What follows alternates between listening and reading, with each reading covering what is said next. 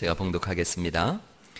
사람들이 예수께서 만져주심을 바라고 어린아이들을 데리고 오매 제자들이 꾸짖거늘 예수께서 보시고 노하시어 이르시되 어린아이들이 내게 오는 것을 용납하고 금하지 말라. 하나님의 나라가 이런 자의 것이니라. 내가 진실로 너희에게 이르노니 누구든지 하나님의 나라를 어린아이와 같이 받들지 않는 자는 결단코 그곳에 들어가지 못하리라 하시고 그 어린아이들을 안고 그들 위에 안수하시고 축복하시니라. 아멘. 아멘. 예수님께서 가정에 대해서 말씀하시자 부모들이 자녀들을 예수님에게로 데리고 옵니다. 그 장면이 13절 말씀이에요. 10장에서는 가정에 대해서 말씀하고 있고 13절에는 이제 어린아이들에 대한 말씀을 하시는데 13절 말씀을 같이 한번 읽어보겠습니다. 시작. 사람들이 예수께서 만져주심을 바라고 어린아이들을 데리고 오매 제자들이 꾸짖거늘. 그런데 이상한 사건이 벌어지는데 14절 말씀에 그러니까 어린아이들을 데리고 오매 제자들이 어떻게 해요? 꾸짖어요. 그랬더니 예수께서 보시고 노하셨다 이렇게 말씀하고 있습니다.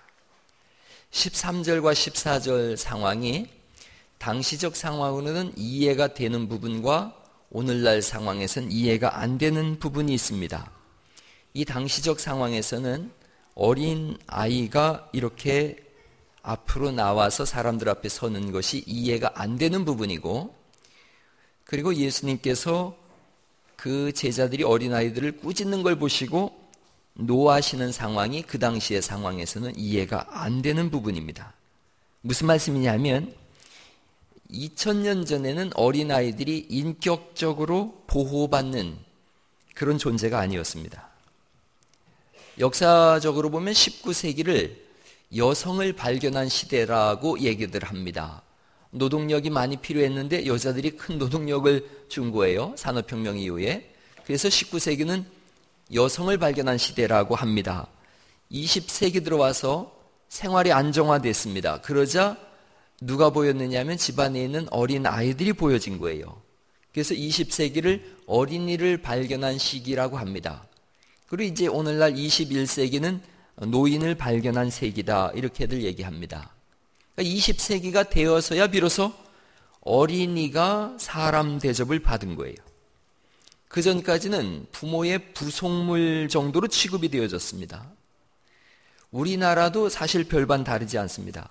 1920년대에 우리나라가 일본의 식민지로 있을 때는 어린이라는 말조차 없었습니다. 우리가 그 당시의 기록을 보니까 어린아이들을 일컫는 말이 보통은 이놈 또는 이 여자들 같은 경우는 그렇게 부르고요. 또 어린 것, 심지어는 애새끼 이렇게 불렸다 그래요. 그게 1920년 전입니다. 그 당시에 일본에서 유학을 하고 유학생이던 소파 방정환 선생이 있습니다. 이분은 천도교인이에요. 기독교인은 아닙니다. 손병희 선생의 셋째 사입니다. 이분이 어린이를 바라봤어요. 그러면서 미래를 봅니다. 귀국해서 존댓말 쓰기 운동을 했어요. 어린이에게 존댓말을 쓰자. 그래서 처음으로 어린이라는 말을 썼어요. 어린이라는 말은 어리신 이 이런 뜻이에요. 어리신 이. 그래서 어린이를 하나의 인격체로 보기 시작한 거예요. 이게 1921년의 일입니다. 그리고 1922년 그 다음 해지요. 5월 1일 날 처음으로 어린이날을 제정했어요. 1923년에는 순수 아동 잡지인 어린이라는 것을 창간하게 되어지고 5월 1일을 색동해라고 하는 것을 창설합니다. 이것이 오늘날 어린이날의 유래가 되어졌어요. 방정환 선생은 우리가 어릴 때 그분의 글들을 많이 읽었어요. 33살에 유명을 달리했습니다. 서울대학병원에서 숨을 거둘 때 그분이 그런 말을 했다고 합니다. 어린이를 두고 가니 잘 부탁하오. 그러고 유명을 달리했습니다. 이번에 어록을 찾아봤더니요. 그런 글들이 있습니다. 어린이의 얼굴을 보라. 이 세상의 평화라는 평화는 모두 그 얼굴에서 우러나는 듯 고요하고 평화롭다. 그랬어요. 어린이를 향한 당부도 있습니다. 씩씩하고 정직한 어린이가 됩시다. 여러분들은 우리나라를 떠받칠 기둥입니다. 이웃과 나라를 사랑하는 어린이로 바르게 자랍시다. 이런 얘기했어요. 우리가 어릴 때 들어본 얘기인데 오늘날 우리의 자녀들한테는 이렇게 얘기하는 사람 별로 못 봤습니다. 나라와 이웃을 사랑하는 어린이가 되어달라. 그렇게 교육하는 부모를 잘 못 봤습니다. 인류는 20세기에 들어와서 비로소 어린이를 발견했는데 예수님은 1세기 때부터 어린이를 인정하셨어요. 그래서 14절에 예수께서 보시고 노하시어 이르시되, 그 다음 같이 한번 읽어볼까요? 시작.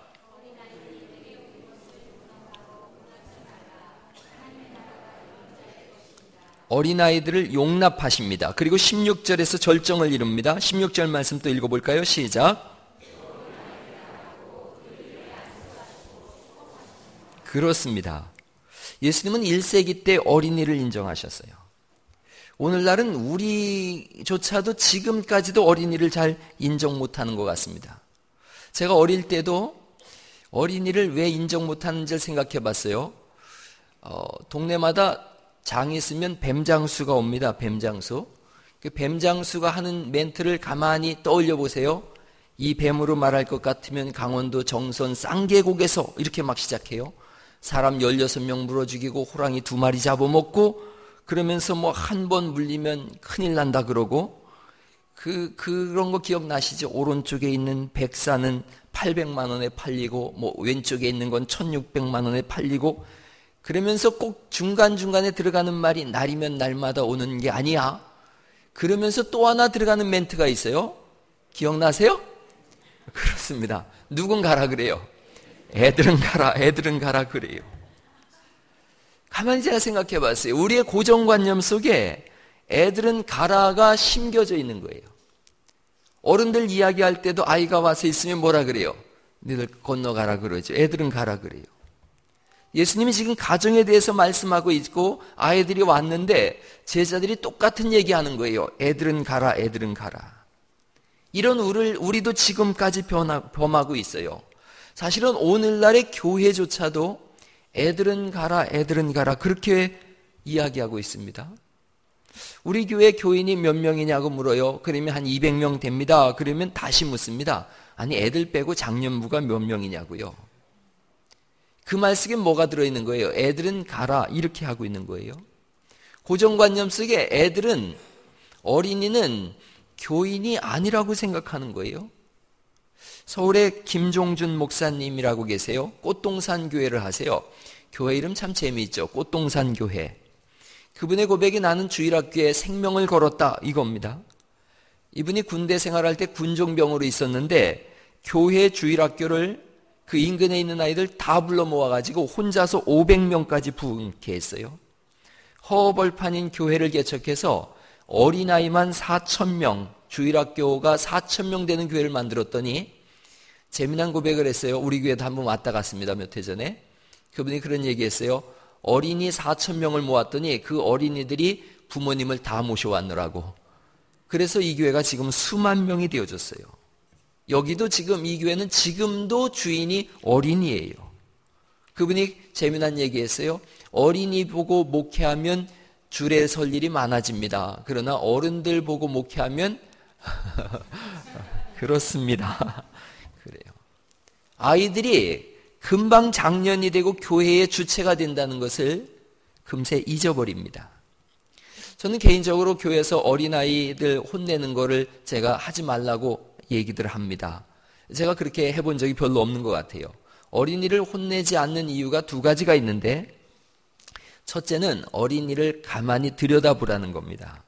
눈여겨보면 어린이는 야단을 칠 수 없게 생겼습니다. 안병욱 교수의 글을 인용해 봅니다. 공감하실 거예요. 어린이의 맑은 눈동자는 수정처럼 아름답다. 어린이의 손은 고사리처럼 귀엽다. 어린이의 피부는 희고 연하고 따뜻하고 보드랍다. 잠자는 어린이의 모습은 천사 같다. 어린이의 맑은 웃음 속에는 천국이 있다. 소꿉장난에 일사불란으로 열중하는 어린이의 정열, 자유자재로 상상화를 그리는 어린이의 분방한 천재성, 어린이는 분명 하나님의 귀여운 자녀다. 그래요. 대부분 지금 속으로 아이고 그놈들 영악하던데 그렇습니까? 어린이 가만히 보세요. 세상에서 가장 아름다운 2가지는 동심과 모심입니다. 엄마의 마음과 어린이의 마음입니다. 언제 어른이 되는가? 어린이를 가만히 바라보시면서 행복해 할 때 어른 된다고 합니다. 그래서 어린이를 들여다보면 혼내는 일이 여간 어려운 일이 아닙니다. 어린이를 잘 혼내지 않는 두 번째 이유는 교회에서 좋지 않은 추억을 갖게 되어지면 나이가 들어서 교회를 가지 않습니다. 그렇게 되면 구원의 길이 막히게 됩니다. 제가 교회에서 이렇게 까부는 어린아이들 하는 일이 있습니다. 제가 꼭 끌어안고 숨도 못 쉬게 꼭 끌어안고 사랑에 한 30번 해줍니다. 그러면 저를 보면은 이렇게 차분해지는 걸 보게 되어집니다. 교사들에게도 제가 당부합니다. 자신의 기분대로 어린이를 대하지 말라는 겁니다. 내 기분은 흐림이더라도 어린이를 대할 때는 맑음으로 대해야 합니다. 그래서 선생님 얼굴을 볼 때마다 항상 맑음해야 됩니다. 아이들에게 많은 것을 가르친다고 합니다. 그러나 아이들은 다 기억하지 못합니다. 그저 선생님의 맑은 얼굴만 기억합니다. 우리 선생님은 늘 웃더라. 우리 선생님은 항상 기분이 좋더라. 그래야 합니다. 우리 선생님은 변화무쌍하더라. 절대 안 되는 일입니다. 교회에서 제가 이 주일 낮 예배를 가족 예배로 드립니다. 어린아이들이 다 와서 함께 예배 드릴 수 있도록 제가 그렇게 얘기합니다. 이유는 아이들이 저는 그렇게 신경이 쓰이지 않습니다. 아이들이 떠들고 웃고 장난치고 그래도 제가 거기에 크게 신경 쓰지 않습니다. 저는 오히려 누굴 신경 쓰느냐 하면 예배 때 집중하는 척하면서 스마트폰 하는 어른들이 신경 쓰입니다. 여러분 말씀에 집중하시고 아이들에게 그냥 내버려 두세요. 아이들을. 그러면 하나님이 그 아이들과 함께 하시면서 예배로 이끌어 가실 줄 믿으시기 바랍니다. 그렇게 어른들은 성경에 집중하시고 말씀에 집중하시면 아이들은 그 어른을 보면서 예배는 이렇게 드리는 거구나 보고 배우게 되어집니다. 어른들이 그런데 휴대폰을 하고 다른 낙서를 하고 집중하지 않으면 아이들은 금방 압니다. 어떤 문제가 생기냐면 존경할 대상을 잃어버립니다. 하나님 앞에 예배하는 걸 잃어버리는 그런 인생이 되어집니다. 부모가 중요하고 교사가 중요하고 목사가 중요합니다. 1994년 9월 20일 날 서초경찰서에 세계 외신들이 다 와서 몇몇 7명의 사람을 놓고 사진을 찍고 그랬어요. 거기에 놀라운 일이 일어났습니다. 사람들이 수갑을 찾는데 이들이 소리 질렀어요. 더 못 죽인 것이 한이다. 이렇게 했어요. 살인공장을 차려놓고서 5명을 죽이고 사체를 소각하고 그 중에 일부 시신은 먹기까지 했답니다. 26살에서 20살까지 된 7명의 사람들. 우리는 그들을 지존파로 기억합니다. 이들이 대법원에서 최후 진술을 했는데 그 중에 한 사람이 옛날을 해고했습니다. 17년 전에 초등학교 시절에 학교 선생님한테 호되게 꾸지람을 당했답니다. 너는 왜 그림을 그리는데 크레용을 가져오지 않았느냐? 왜 번번이 안 가져오느냐? 무슨 정신이냐? 아무리 나무래도 이 아이가 말을 하지 않습니다. 너무 가난하고 가정 형편이 어려워서 못 가져왔습니다. 이 말을 자존심으로 인해서 차마 하지 못합니다. 선생님은 그 아이가 반항하는 걸로 생각을 해서 분노하면서 마구 때렸습니다. 때리던 끝에 화가 나서 이 선생님이 이렇게 얘기했답니다. 이 녀석아, 훔쳐서라도 가져와야 될 거 아니냐? 준비물 왜 안 가져왔느냐? 그 끝에 아이는 빗나갔습니다. 그래서 사형장에서 그가 진술하는 겁니다. 초등학교 선생님 그 한마디가 내 일생을 바꿔놨습니다. 그때부터 나는 훔쳤습니다. 도둑질을 배웠습니다. 도둑질하는 것을 즐겼습니다. 그리고 결국은 사랑의 생명까지도 내가 훔쳤습니다. 여러분, 말 한마디가 운명을 바꿔놓습니다. 옛날에 미국의 한 시장이 초등학교를 갔답니다. 흑인 아이를 붙잡고서 얘기했다지요. 너는 손이 참 예쁘다. 나중에 시장 되겠다. 그랬대요. 손 예쁜 거하고 시장 되는 거하고 무슨 상관이 있어요. 그런데 그 아이가 자기 손을 볼 때마다 그래 난 시장 될 사람이야. 그래서 시장 되는 공부를 해서 미국의 한 주의 시장이 됐답니다. 때론 나도 모르게 불쑥 내뱉는 한마디가 인생을 바꿔줍니다. 아이를 한 인격체로 보시기 바랍니다. 서울의 어떤 성장하는 좋은 교회는 주일학교에 당회 제도를 설치했답니다. 그래서 장로님도 세우고 집사님도 세웠답니다. 그러니까 주일학교 아이들끼리 장로님, 집사님 이러면서 당회를 여는데 얼마나 진지한지 모른답니다. 주일학교 아이들끼리 대소사를 결정하면서 함께 의견을 나눈답니다. 좋은 제도라고 생각합니다. 어린이를 한 인격으로 보는 겁니다. 우리 교회 주일학교도 한번 고민해 보시기 바랍니다. 그래서 아이들끼리 김 장로님 뭐 이러면서 당회를 열어가 보는 거지요. 오늘 우리가 읽은 본문에는 어린이를 어떻게 양육할 때 그들이 다음 세대를 이끌어가는 지도자가 될 것인지를 말씀하고 있습니다. 첫째는 예수님께로 인도하는 겁니다. 아주 단순합니다. 사람들이 예수께서 만져주심을 바라고 어린아이들을 데리고 오매 이렇게 되어 있습니다. 부모들이 아이들을 예수님에게로 데리고 오는 겁니다. 어린이는 홀로 주님께로 올 수가 없습니다. 그들의 영혼을 진정으로 생각한다면 주님께 데리고 오는 은혜가 있기를 간절히 바랍니다. 본문의 부모들은 예수님께서 만져주심을 바라고 주님 앞에 데리고 왔습니다. 자신들은 예수님이 메시아인지 잘 모르지만 자녀를 생각한 겁니다. 여러분 깊이 생각해야 될 문제입니다. 내가 예수를 믿지 않는다고 내 자녀까지 못 나가게 한다면 내가 알지 못하는 그 무지함으로 내 자녀를 지옥에 던져버릴 수 있다는 겁니다. 어린이를 반드시 주님께로 인도하실 수 있기를 간절히 바랍니다. 제가 오래전에 목회할 때 모현동에 보건소에 있던 분이 그런 얘기를 했습니다. 보건소에서 간호사로 일하던 분이 자기는 예수를 안 믿지만 자기 자녀의 영혼을 생각해서 내 자녀는 교회를 나갔으면 좋겠다고 그렇게 얘기를 하는 얘기를 들었습니다. 그래서 제가 본인도 예수 믿어야 되고 자녀들은 당연히 예수 믿어야 됩니다라고 말씀드렸습니다. 예수님의 만져주심을 바라고 데리고 왔습니다. 예수님께서 귀먹은 사람의 귀를 만져줬더니 귀가 열렸습니다. 눈먼 사람의 눈을 만졌더니 눈이 열렸습니다. 주님께로 데리고 오면 예수님께서 우리 어린 자녀들을 만져주셔서 귀가 열리고 눈이 열려서 인생을 열어가게 할 줄 믿습니다. 방탕한 사람들이 예수님의 만져주심을 통하여 변화된 사람들이 얼마나 많은지 모릅니다. 창세기 2장 7절에는 하나님께서 우리를 흙으로 만드시고 그 후에 생기를 불어넣어 주시니 생명이 됐다라고 말씀하고 있습니다. 그 말씀은 하나님이 없으면 흙덩어리에 불과하다는 겁니다. 뱀을 보고 하나님께서 말씀하셨습니다. 너는 저주를 받아서 흙을 먹을 것이라 그랬어요. 여러분 하나님이 없는 사람은 흙덩어리입니다. 마귀의 밥이라고 하는 뜻입니다. 주님께로 우리의 어린 자녀들을 데리고 나오는 은혜가 있기를 간절히 바랍니다. 4살쯤 되면 모든 것이 결정된다고 합니다. 사람이 1살부터 4살까지가 그 인생 전체를 바꿔놓는 그런 일들이 많답니다. 그래서 4살까지 배운 것이 그 사람이 40살이 넘으면 그대로 돌아온답니다. 입맛도 4살 때 결정이 난답니다. 그래서 40이 넘으면 4살 때 입맛으로 돌아온답니다. 재미있는 것도 4살 때면 다 알아듣는답니다. 문화인류학을 보면 4살 때 결정난대요. 그래서 4살 때 먹은 음식으로 돌아가고 나이도 그렇게 다 바뀌고 문화도 바뀐답니다.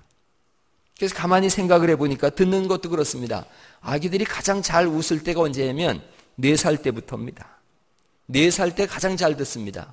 그래서 지루하고 재미없으면 안 웃습니다. 그런데 40이 넘으면 똑같습니다.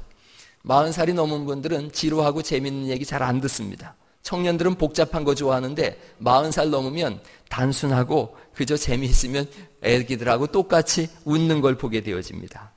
4살 이때가 중요합니다. 아기 때 데리고 오십시오. 여러분 4살까지 교회를 다닌 분들은 나이가 들어서 교회를 떠났다가도 40이 넘으면 꼭 돌아온답니다. 우리 중에 그런 경험을 하신 분들도 있을 겁니다.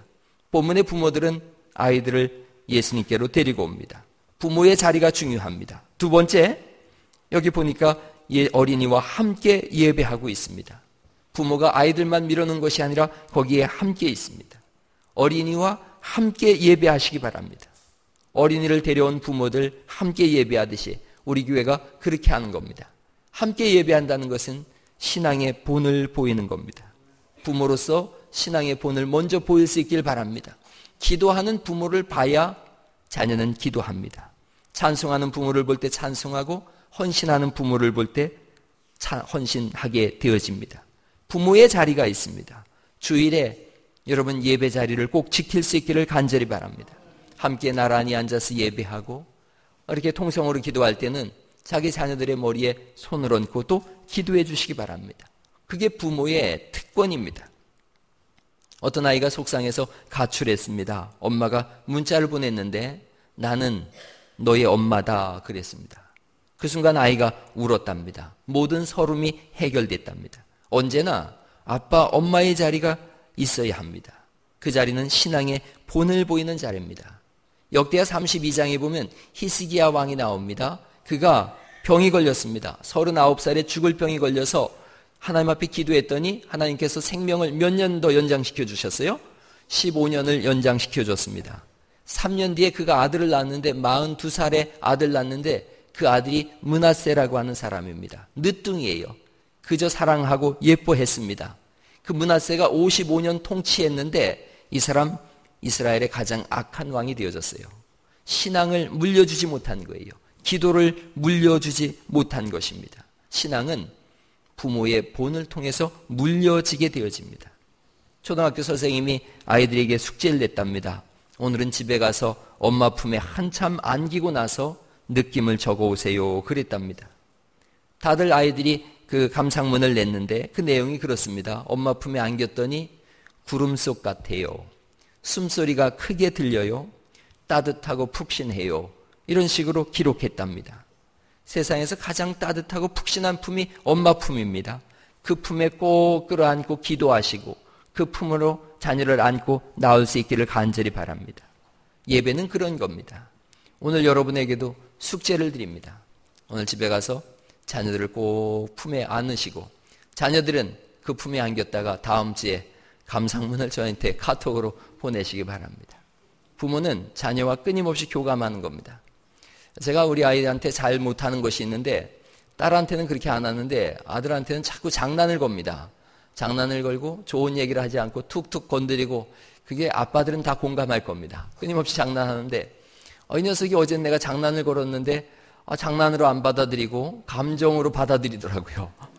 그래서 저도 깜짝 놀라고 당황했어요. 그랬더니 아내가 저한테 와서 충고를 하더라고요. 이제 장난 좀 그만 치라고. 아이도 힘들어한다고.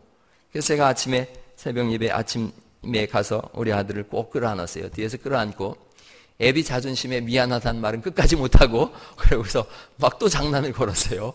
그러고서 풀고 아침에 나왔는데 여러분 오늘 집에 가셔서 자녀를 한번 꼭 품에 안으시고 그놈이 숨 막힌다고 콕콕거릴 때까지 끝까지 안고서 그리고 한마디 하시기 바랍니다. 애비로서 사랑한다. 엄마로서 사랑한다. 그렇게 하시기 바랍니다. 안고 함께 나와서 예배하는 겁니다. 세 번째로 어린이를 축복하라고 주님 말씀하십니다. 16절에 어린아이들을 안고 그들 위에 안수하시고 축복하시니라 이렇게 말씀하고 있습니다. 16절은 이 세상에서 가장 아름다운 광경입니다. 예수님께서 어린아이들을 안고 안수하시고 복을 주시는 광경입니다. 창조주께서 하나님께서 저들을 안고 안수하시고 복을 주십니다. 이것보다 중요한 일은 없습니다. 주님께 나와서 복을 받을 수 있도록 인도하시고 주님께 나온 아이들을 붙잡고 여러분 예수님의 심정으로 복을 빌 수 있기를 간절히 바랍니다. 사랑하는 아무개야 내가 너를 축복한다 그러시기 바랍니다. 교회 안에서 어린이를 발견하는 은혜가 있기를 간절히 바랍니다. 누구 자녀인지 물어보시기 바랍니다. 손을 붙잡고 너 참 아름답게 생겼구나. 지혜롭게 생겼구나. 총명하게 생겼구나. 부모님이 누구냐? 물어보시고 머리도 쓰다듬어 주시고 그렇게 하시기 바랍니다. 오래전에 저한테 누가 그랬어요. 아이들이 어른을 보고 인사를 하지 않는다고. 그래서 제가 설교 때 얘기했습니다. 아이들에게 짜장면 사준 어른이 있느냐고. 그랬더니 아무도 없어요. 짜장면 한 그릇도 안 쏴주는데 무슨 인사를 하겠느냐고 제가 그랬습니다. 아이들 볼 때 주일날 올 때는 주머니에 사탕이라도 먹을 거라도 두둑하게 넣어가지고 오시기 바랍니다. 그래서 아이들 볼 때마다 하나씩 주면서 사랑한다고 주의 이름으로 축복한다고 하시기 바랍니다. 그러면 아이들은 신앙이 뭔 줄을 알고 어른이 누군지를 알게 되어지고 있습니다. 알게 될 것입니다. 여러분 교회는 그렇게 어린이를 복주는 곳인 줄 믿습니다. 목사도 그렇게 하고 교회 어른들도 그렇게 하시고 교회 장로님들 안수집사님들 다 어린아이 붙잡고 너 누구 자식이냐? 부모가 누구냐?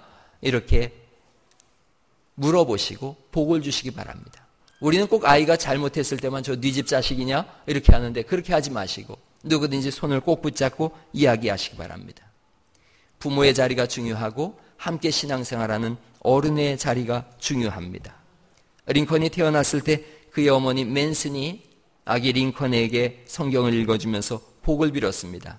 링컨의 나이 9살 때 그 엄마도 죽었는데 운명하면서 아들 붙잡고 얘기했습니다. 하나님 말씀만 의지하면 하나님이 너를 지켜주실 것이다. 그리고 축복했습니다. 그러자 그는 미국이 낳은 가장 위대한 사람이 되어졌습니다. 웨슬레는 18명의 아들을 낳았습니다. 학교를 보내기가 어려워서 집안에 모아놓고서 교육을 했어요. 그 엄마 수산나가 날마다 아이들 18명 모아놓았으니까 이게 수업이 가능한 거예요. 출석을 불렀답니다. 그리고 하나이를 품에 안고 자녀를 위해서 축복하고 그리고 성경 공부를 가르쳤다고 합니다. 그러자 그 가운데 감리교 창시자인 웨슬레가 나오고 우리가 이 부르는 찬송가 중에 가장 많은 작사한 분이 이 웨슬레 둘째 아들입니다. 믿음의 사람들이 우후죽순처럼 솟아나기 시작한 것입니다. 교회는 축복하는 곳입니다. 부모는 자녀를 주의 이름으로 복되다 하고 축복하는 겁니다. 어떤 분이 고3이 됐는데 아이가 고3 되니까 교회를 안 데리고 나옵니다. 늘 하는 얘기가 있지요. 입학하면 나오게 하겠다는 겁니다. 하나님의 더 큰 영광을 위해서 지금은 예배를 못 드리겠다고 그럴듯하게 이유를 댑니다. 그런데 대학에 떨어졌습니다. 온 가족이 우울해하고 슬퍼합니다. 목사님이 신방을 갔는데 다들 울상이더랍니다. 그래서 목사님이 얘기했답니다. 대학에 떨어진 것은 걱정하면서 자식이 지옥에 떨어질 것은 걱정 안 합니까? 라고 속으로만 했답니다. 여러분, 우리가 때로는 그럴 수 있습니다. 내 아들이, 내 딸이 대학을 가야 되는데 그래서 가장 중요한 걸 놓칠 때가 있습니다. 예수가 먼저고 예배가 먼저인 것을 가정에서부터 가르칠 수 있기를 간절히 바랍니다.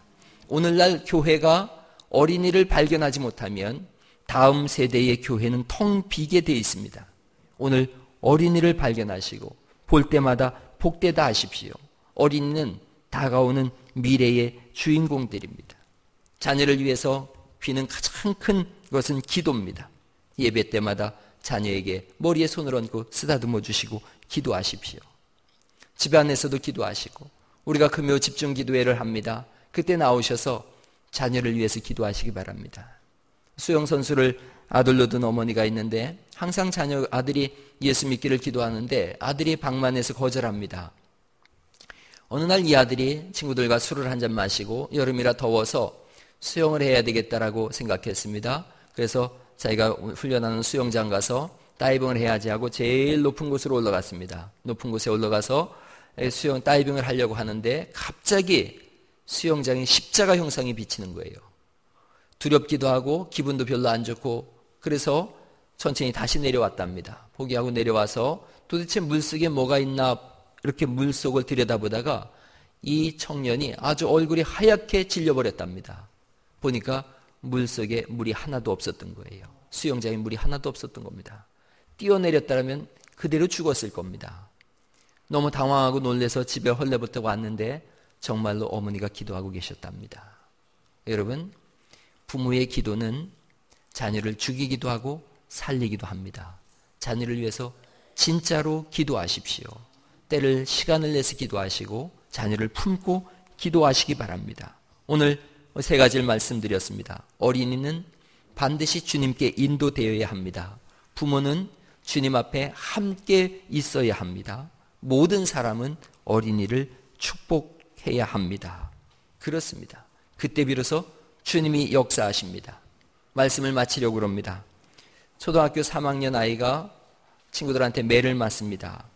사촌형이 보니까 6학년인데 사촌형이 태권도 노란띠예요. 어느 날 보니까 자기 사촌동생이 매를 맞습니다. 그래서 그 3학년 애들 다 모이라고 해놓고서 그 앞에서 뒤돌려 차기, 앞차기, 옆차기 시범을 보였습니다. 그리고 얘가 내 동생이다 그랬더니 그 이후로 이 아이 삶이 편안해졌다 그럽니다. 노란띠도 이 정도 역사가 있는 줄 믿습니다. 하물며 하나님의 자녀들인걸요. 아이들을 꼭 품고 교회 나오시고 틈날 때마다 쓰다듬으시고 기도해 주시고 교회의 모든 어른들은 오늘부터 어린이를 발견하고 그를 품고 기도함으로 인해서 정말 우리의 소중한 자녀들이 다음 세대를 넉넉히 이끌어갈 수 있는 믿음의 지도자들로 세움받을 수 있기를 예수의 이름으로 축원합니다.